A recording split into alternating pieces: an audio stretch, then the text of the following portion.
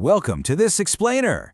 Today, we're cracking open the official European Union Management Training Manual to help you make that crucial shift from merely managing tasks to dynamically leading people. Honestly, whether you've just been promoted or you're trying to guide a complex project where you don't even have formal authority, the insights we're about to unpack are going to completely reframe how you operate.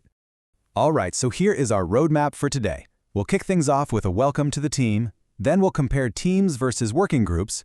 After that, we'll contrast management with leadership, solve the culture equation, and finally, wrap things up with 6 absolute essentials for leaders. Let's jump in. Section 1. Welcome to the team. To be an effective leader, you really have to start by understanding the exact environment and mindset you're operating in as a modern professional. I want you to be brutally honest with yourself for a second. When you walk into your office or, hop on that morning video call, do you actually have a united team? Or are you just assigning work to a loose group of people who happen to share a department name? Because how you answer that fundamentally changes your entire job description. Now, this explainer actually pulls from a really robust 3-day European Union training architecture. It's a brilliant systemic approach because it tackles leadership in phases. Day 1 is all about alignment and self-insight. Day 2 shifts toward gaining commitment and buy-in from your people. And Day 3, that's all about tackling real-world challenges and those awkward everyday situations. We're basically taking the absolute best insights from that entire 3-day marathon and distilling them down for you right here, right now, starting with group dynamics. Section 2. Teams versus working groups. Listen, it's a really common illusion that any group of people sitting in the same room is automatically a team. They're not. To break this down, there's this fantastic quote from researchers John Katzenbach and Douglas Smith. They define true teams as a small group committed to a common purpose for which they hold themselves mutually accountable. That is the kicker right there, mutual accountability. They don't just share information, they literally share the weight of the final outcome. Look at the stark dichotomy between these two approaches. In a working group, individuals might chat to share best practices, sure, but they perform, and they're evaluated completely individually. There is no true common purpose. If someone fails, well, that's strictly on them.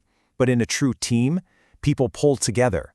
If one person starts falling behind, the whole unit feels it and steps right in to compensate. You can actually spot the daily habits that build a true team up versus the ones that tear it down and revert it back to a basic working group. Notice how the negative behaviors are incredibly isolating. Things like preferring to be left alone to do your own work or showing up to a meeting without contributing a single idea. Positive behaviors, on the other hand, require real vulnerability. It's about actively soliciting ideas from others and keeping everybody in the loop. So, what's the magic ingredient to make that jump from a group to a team?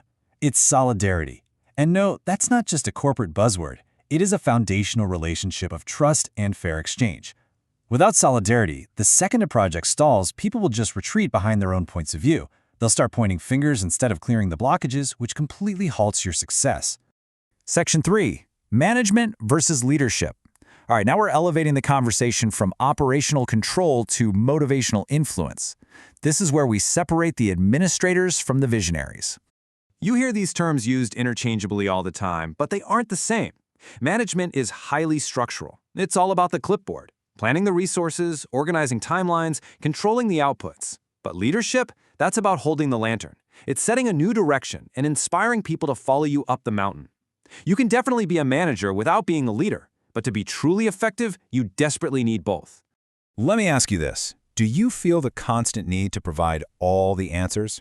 Because if you do, you're probably stifling your team's creativity. A successful leader knows they absolutely do not have to be the loudest voice or the only decision maker in the room. The very best leaders intentionally step back so they don't constrain input. They understand that the team defines the leadership, and their own ego, that has to take a back seat to the collective success. Section 4. The culture equation. Let's introduce the cultural wildcard. This completely rewrites the rules of everything we've just talked about. So if you lead a multicultural team, definitely pay close attention here. Culture fundamentally alters what your team expects from you. Historically, a lot of cultures rely heavily on the strength of the group.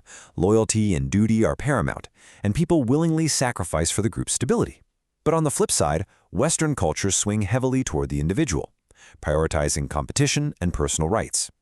Trying to lead a team with members from both backgrounds requires some incredible balance on your part. To navigate this minefield, we can look at Geert Hofstede's fascinating research on something called uncertainty avoidance. Basically, this measures how comfortable a culture is with ambiguity and risk. To put that into perspective, out of 53 national cultures studied, Japan actually ranked number 1. That means they generally crave extreme detail and structural safety in their work environment to avoid the unknown. And here is the real light bulb moment. This perfectly explains why a management style that feels incredibly supportive to one person might feel completely awful to another. If a team member has high uncertainty avoidance, they want you to be the expert manager who gives precise answers for every single task. But if someone comes from a culture of low uncertainty avoidance, they want you to just be a delegator. Give that person too much detail and they will feel suffocated. Recognizing these invisible cultural wires, that's the absolute hallmark of a great leader. Section 5. 6 Essentials for Leaders. Let's bring it all together now and look at the practical, everyday steps you can take to actually apply these insights starting today. Your first steps toward dynamic leadership are all about constant calibration. Number 1, continually clarify your team's common purpose. 2, fuel mutual confidence through positive reinforcement. You have to balance the needs of the task, the team, and the individual. And 3, which might just be the most important, strengthen their skills by encouraging them to take the risks necessary for genuine growth.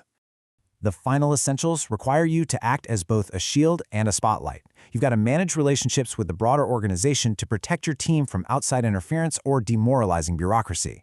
At the exact same time, you have to create opportunities for your team to shine. And you do this by deliberately stepping out of their way, letting them perform without abandoning your overall responsibility for guidance. We've seen the stark reality here. There is a huge difference between just managing a loosely affiliated group and truly leading a mutually accountable team. The official European Union manual goes so much deeper into these frameworks, and digging into it will unlock a ton of tools for your leadership arsenal. But for right now, the ball is firmly in your court. You've seen how checking your ego, adjusting for cultural expectations, and removing obstacles can totally transform a workplace. So the only question left is, what specific action are you going to take differently when you walk into work tomorrow?